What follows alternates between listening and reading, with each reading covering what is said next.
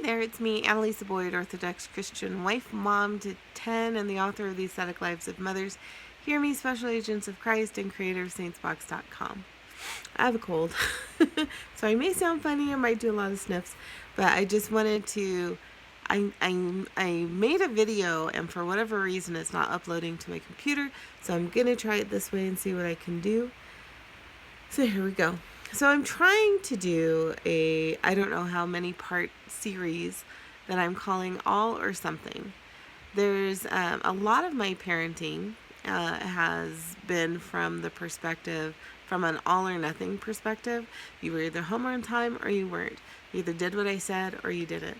And there was no, I'm not going to say there was no grace because I wasn't like a tyrant, but at the same time, I missed lots of opportunities to redeem the time. I'm definitely not a parent who wants her kids to get away with things or not to take responsibility for their actions. But I didn't understand, I think, until I read Parenting Toward the Kingdom by Dr. Philip Mamalakis. I'm going to plug that book until I can't plug anymore because, for one, it's super well written. I really like how Dr. Philip Mamalakis explains things, and he really helped me understand how to make sense of some of the things I had been contemplating for a long time in my parenting. And so one of the things that he said that made a whole lot of sense to me that I've really been trying to incorporate, I kind of feel bad for my older kids because I'm learning stuff the longer I'm a mom. And by the time I'm at the end of my official momming journey, I will have been momming for 40 years. So hopefully I'm learning stuff and can progress past where I was, almost 26 years ago now when I started my parenting journey to where I am when I finished with my youngest. Anyway, all that to say, one of the things, first, this is the book that I wish I had had out of all the books, seminars, everything that I've done in parenting. This is the one thing, if I had to pick one thing, this would be my number one. So just saying. They have it on Audible as well. Very good. Anyway, so one of the things that he said that made two things that he said that made a whole lot of sense to me. One, and it's funny because I was an early childhood development major. So why all of this didn't click in my head? It's different when you're learning about it and working with other people's kids than when you are working with your own children who should, know better. But number one, that a lot of the stuff that our kids are doing, Christian parenting for the last 20-something years, including like Dr. James Dobson and all that stuff, was saying it's rebellion, the strong-willed child, they're kind of doing it on purpose to test boundaries and to tick you off. And the reality is most of what they're doing, a lot of what they're doing is, yes, they're testing boundaries, but what they're doing is developmentally and age appropriate. So they're not doing it to be naughty per se. They're doing it because it is necessary for their healthy development for them to be testing boundaries, to discover what is safe, unsafe. I mean, we got to be careful. I'm not saying, so let them, play with the knives as long as they put them away. Not saying that. But when we can look at what our children are doing from their perspective that they are experiencing the world for the first time. It's a lot of firsts for them as they are exploring, seeing what's set in stone, what's movable, literally and figuratively. And then the other thing that he mentions in his book that was a really big gold nugget for me is the idea that much of what our children do, it does not require punishment. And we often call it discipline, but we're still talking about punishment. We're talking about them getting in trouble for doing the things that they shouldn't have done. Much of the time, we can approach things by validating how they're feeling. Still, again, doesn't mean that it's like, okay, well, you can just do whatever you want because, I don't want you to be disciplined for all these things that are developmentally appropriate. No, sometimes there are natural consequences that just happen because of a choice that was made. And like if we throw down our toy and it breaks, and I'm not going to go buy you a new toy, but I can sympathize with how frustrated you may have been at that moment, and the sadness that you might be feeling for not having that toy anymore or whatever. There's a lot of things, but that sometimes we're just going to talk, not lecture, and maybe not talk at that moment, talk at a different time, and keep it short and sweet and validate that, yeah, there are big feelings. Still can't do that thing, but there are big feelings that are going on in this situation.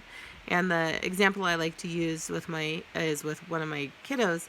It was Valentine's Day, and he came home with a bunch of candy, and child wanted to eat it all right then.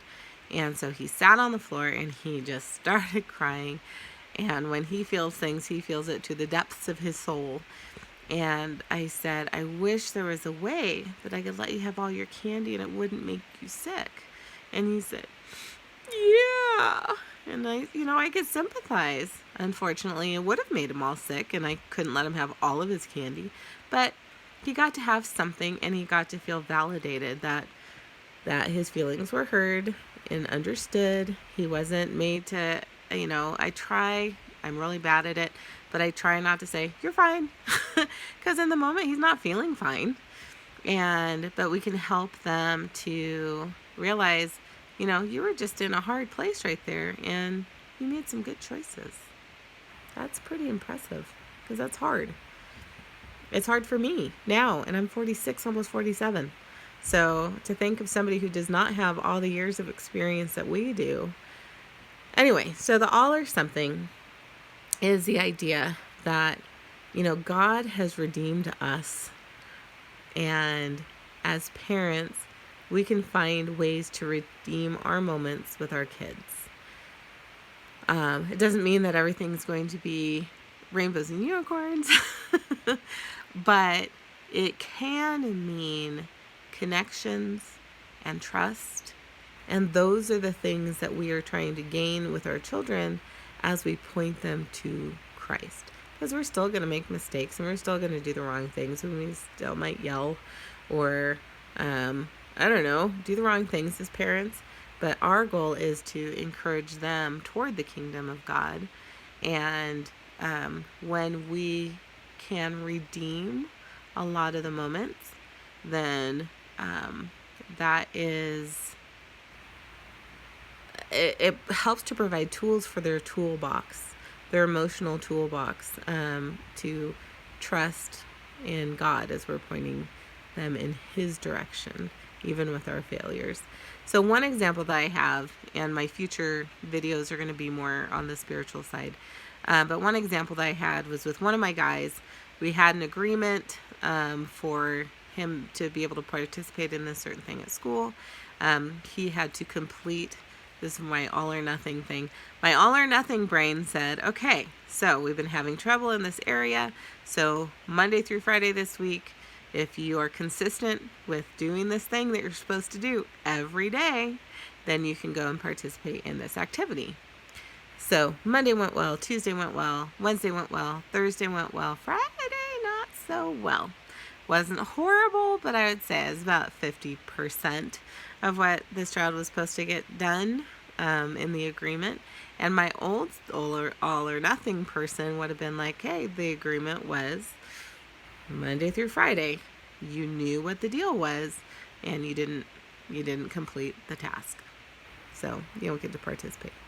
But this time I stopped and thought, okay, so going from having a difficult time every day, he has done well Monday, Tuesday, Wednesday, Thursday, and struggled on Friday. that needs to be rewarded. So we came up with an agreement that you have done well for most of this week, and it was a kind of a big deal thing that he needed to accomplish. You have done well most of this week, so you get to participate in most of this activity. So I'll get you just a little early, but you really did it. I'm not going to keep you from going. You participated. Now that didn't go over well because that was setting this particular child up for another disaster because I'm still wanting an all or nothing thing. That this child needed to be out and in the car by the certain time. Anyway, it kind of set things up for a negative, and I have to reframe things as I'm learning what to do and what not to do. But we were able to redeem the time. We were able to acknowledge the successes, and we were able to connect and be positive. Now, if, on the other hand, this child had not done well Monday, Tuesday, Wednesday, Thursday, and did 50% on Friday, then I would not have allowed him to participate in the event that he was excited about. But that doesn't mean that there's nothing. There's still an opportunity for something if that was the scenario. We could still connect. We could still, watch a movie together and have popcorn.